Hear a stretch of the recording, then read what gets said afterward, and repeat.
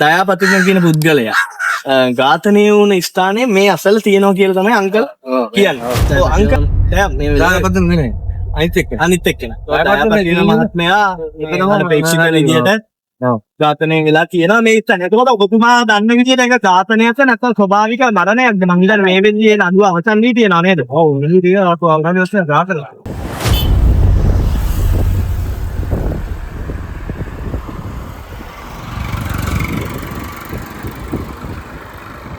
අත්දැකීම් පමණයි. උදෙක් මේ අත්දැකීම් අතර විශ්වාසයත් අවිශ්වාසයත් අතර තියෙන්නේ මතක තියාගන්න ඕනේ ඉන්දිකටු තුඩක වෙනසක් පමණයි.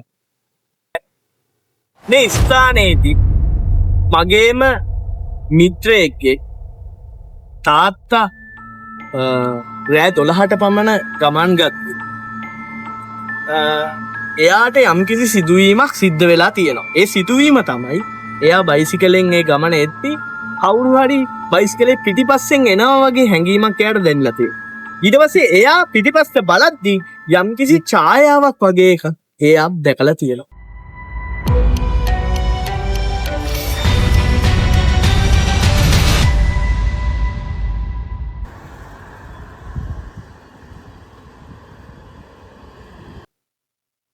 Hello Serendip Seekers.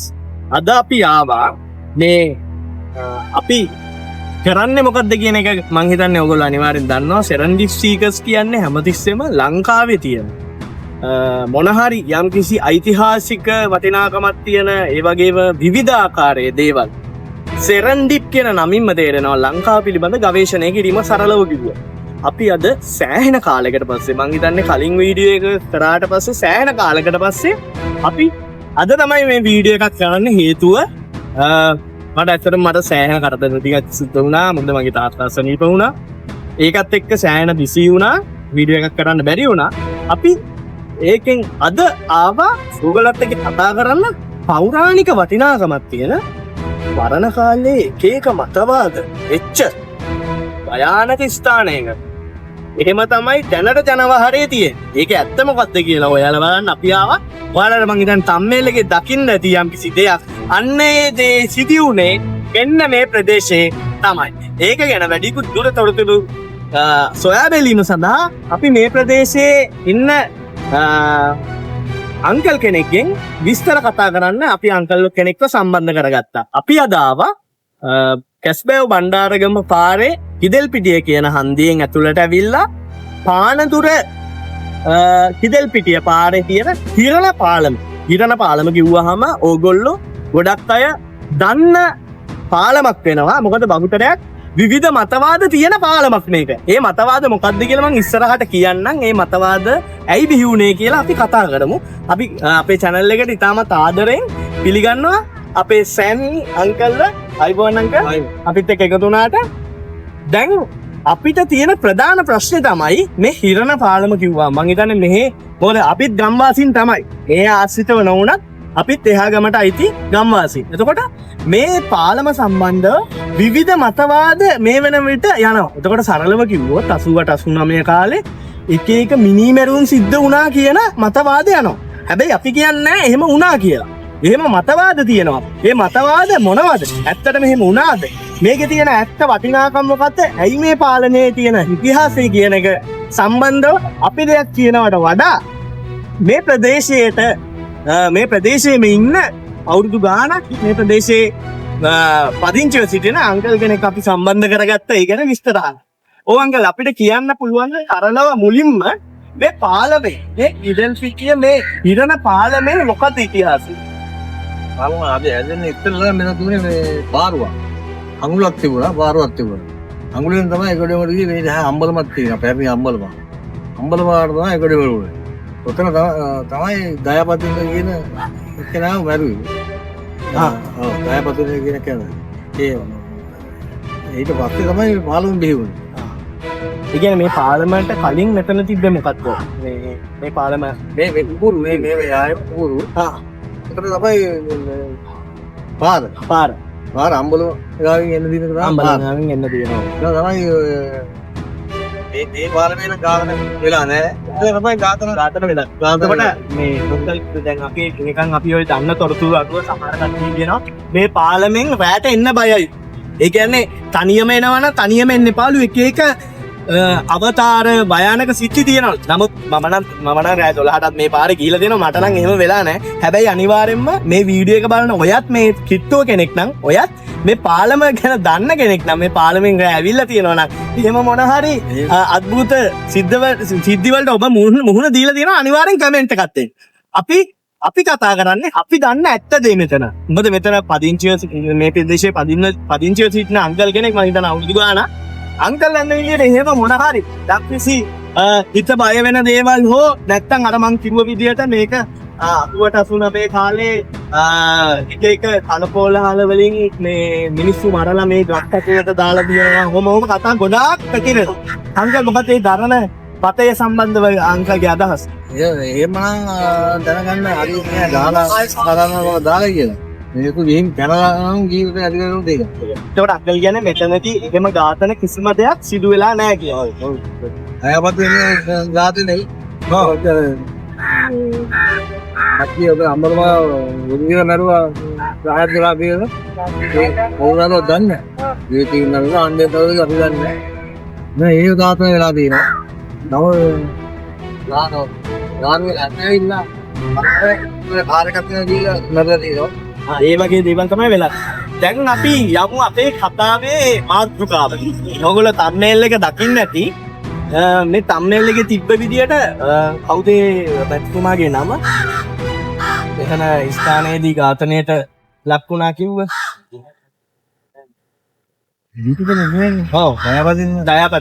දයාපතින කියන පුද්ගලයා ඝාතනය වුණ ස්ථානයේ මේ අසල තියෙනවා කියලා තමයි අංකල් කියන්නේ. ඔව් අංකල් එහෙම කියන්න හේතුව මොකද අංකල් ඒ කාලේදී සමකාලීනව මේ ප්‍රදේශයේ හිටපු නැත්නම් ඇතින් දුටු කෙනෙක්ද අංකල්ගේ අදහස කියන්නේ. ඒ කියන්නේ එදෙසේ ඉන්නේ ඉදානි කෙනෙක් කෙනෙක්. යා මාව ඇවිල්ලා එදෙසේ සංගාරය ඉස්සෙල්ලා බලන්නේ. ඊට පස්සේ ඇවිල්ලා බලනකොට එකේ හිටියා වෙලා කපලා ඊට පස්සේ ආවි බන්නාරක් ගිහින් අන්නාපොළේ මොකද එක්ක ආවා ආරම මේ රෝසියෝ තව එක්කෙනෙක් කැලේ කෙන්දි දානවා. පස්සේ අපි ළඟට ගියාම යාළුවා බරනම් ඵලයන් කියලා අපිට කිව්වා. ඊට පස්සේ ආයෙ වරන් නෙවෙයි ආයෙ බේරගන්න ආව කියලා පොලිසියෙන් කිව්වා. පොලිසිය කියලා අපි දැතින් ඔස්සන කියලා ජිප් එක දැම්මා. ජිප් එක බණ්ඩාරම ඔස්සිය කියලා එයා වරන් ගියා. ඒකෙම මාරු කරලා පාන්දුරේ ඔස්සිය ඊළඟට මාරු කරා. ඊළඟට ඒ මොන හරි ප්‍රශ්න වෙලා තිමුක් කොළඹට මාරු කරා. එයා බේරලා ඉන්නවා දැන්. දයාපති නෙමෙයි. අනිත් එක්ක. දයාපති මහත්මයා එතනම ප්‍රේක්ෂක විදියට ඝාතනය වෙලා කියනවා මේ ඉතින්. එතකොට ඔබතුමා දන්න විදියට ඒක ඝාතනයක්ද නැත්නම් ස්වභාවික මරණයක්ද? මං හිතන්නේ මේ වෙද්දී නඩුව අවසන් වී තියෙනවා නේද? ඔව් ඉතින් ඒක ඝාතනය. ඒක ඝාතනයෙන් දෙල්ල කපලා දෙවුවා. දෙල්ල කපලා තියෙනවා. ඒ වගේ සිද්ධි ඒ කියන්නේ මේ අසල සිද්ධ වෙලා තියෙනවා. එතකොට ඒක අපි දන්න විදියට දැන් අංකල් මේ ප්‍රදේශයේ පදිංචි කරුවෙක් විදිහට අපි කියන්නේ කවුද මෙයා කරේ කියලා අපි දන්නේ නැහැ. අංකල් විශ්වාස කරන විදිහට ඒක සම්බන්ධ අන්තිම තීරණය මොකක්ද උනේ? කවුරු විසින් මේ දේ කරා කියලා.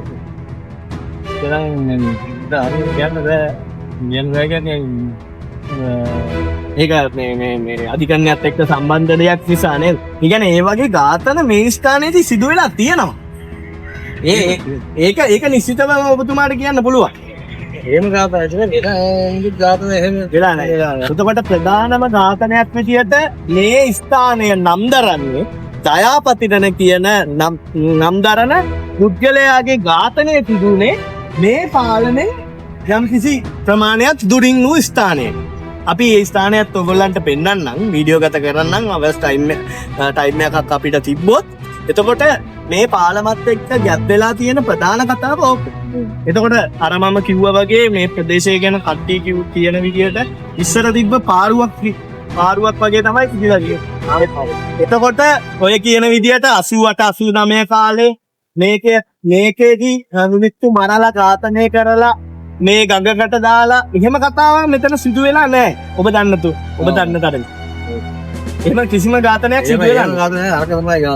අරක තමයි ප්‍රධාන වශයෙන් වෙලා.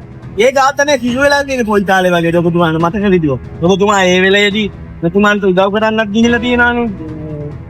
ඔව්. ඒ වෙලාවේ ඒක පටන් ගන්න ඉතින් ඒකේක ඔය අරගලේ ඉස්සෙල්ලා තමයි ඒගොල්ලෝ මාස දෙකකට තුනකට ඊගෙන 80 කීයේ වගේ ඔබතුමාට මතකයි. ඒක හරියටම 80 ගණන් වල තමයි මේ සිද්ධිය වෙලා තියෙන්නේ. මං හිතන්නේ තුමන්ගේ ඝාතනය ගැන මේ මං හිතන්නේ මුළු ලෝකෙම දන්නවා. මං හිතන්නේ තුමන් ඝාතනය වුණ සම්බන්ධව පිළිබඳව. එතකොට අන්න ඒ වගේ දෙයක් තමයි ඇත්තටම මෙතන වෙලා තියෙන්නේ මේ පාලම සම්බන්ධව.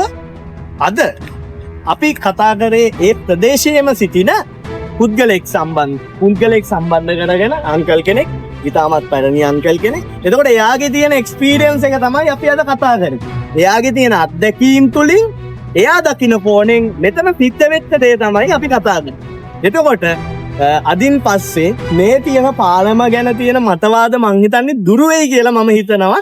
මොකද සමහර කට්ටිය තමන් දන්නේ නැති දේවල් දන්නවා විදිහට මේ පාලමත් එක්ක සම්බන්ධව කතා කරද්දි මිනිස්සුන්ට සමාජයට යන්නේ වැරදි මතයක්.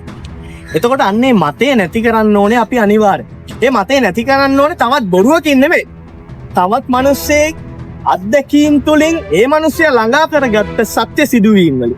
ඒකින්ද අපි දැන් මේ කතා කරපු සිදුවීම් පවා ඔයාලගේ තියෙන දැනුමට අනුව බුද්ධියට ග්‍රෝචර කරගෙන බලලා මේ කිව්වා වූ මේ සත්‍ය, මේ කිව්වා වූ දේවල් ඔබලාගේ බුද්ධියට ග්‍රෝචර වෙනවා නම් පමණක් ගන්න. නැත්තම් යම් කිසි හෝ වැරද්දක් මේ වැඩසටහන තුලින් ඔයාලට සමාජයට ගත වුණා නම් අපි සමාව ඉල්ලනවා. ඔයගොල්ලෝ අනිවාර්යෙන් ඔයාලා දන්න දේවල්, මේ කිදෙල්පිටිය හිරණ පාලම ගැන දන්න දේවල් අනිවාර්යෙන් කමෙන්ට් කරගෙන යන්න කියලා අපි ඉල්ලනවා. මොකද එහෙම කමෙන්ට් කරගෙන ගියොත් ඕගොල්ලන්ගේ අත්දැකීම් අපිත් එක්ක විඳ ගන්න පුළුවන්, අපිට කතා කරන්න පුළුවන්. මම අපේ සෙරන්ඩිප් සීකර්ස් එකේ කමියුනිටි එක පවා ඕපන් කරලා තියෙනවා. ඔයගොල්ලන්ට කතා කරන්න පුළුවන්. ඕගොල්ලන්ගේ දන්න අත්දැකීම් අපිත් එක්ක එකතු කරගන්න කියලා අපි කියනවා. ඒත් එක්කම අපි සැමී අංකල්ට අපේ channel එකත් එක්ක මේ වෙලාවේ එකතු වෙන එක සම්බන්ධව තාමත් ගෞරවයෙන් ස්තුතිවන්ත සුසු කරනවා. ආයිබෝවන් එහෙනම් අපිත් එක්ක එකතු වුණාට. එහෙනම් guys අපි තවත් දවසක මේ වගේ පැරණි ඓතිහාසික හෝ යම්කිසි වටිනාකමක් තියෙන අද්භූත හෝ අතහැල්ලා දාපු තියෙන හරි මොන හරිම යම්කිසි ප්ලේසස් තියෙනවා නම් ඔයගොල්ලෝ අනිවාර්යෙන් කමෙන්ට් එකක් දාන්න. මෙන්න මෙතනට ගිහිල්ලා වීඩියෝ එකක් කරන්න. අපි එකම දෙයක් මත විතරක් වීඩියෝ කරන channel එක නෙමෙයි, explore everything. අපි හැම දෙයක්ම කරනවා. හැම කැටගරි එකකම දේවල් කරනවා.